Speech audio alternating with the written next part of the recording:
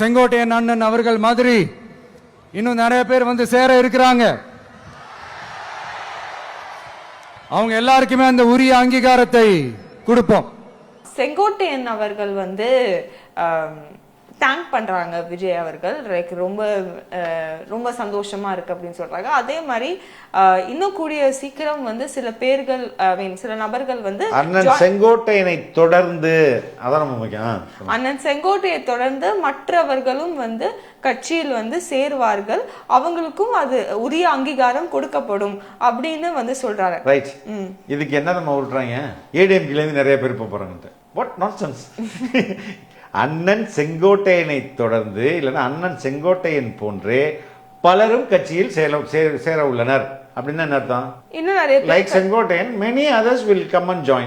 It does not mean that many others are from ADMK are not coming to join. அப்படிதான், அப்படி அர்த்தம் இல்ல. ADMKல இருந்து நிறைய பேர் ஜாயின் பண்ணிருக்காங்க இல்லையா? Right. Many people are going to come.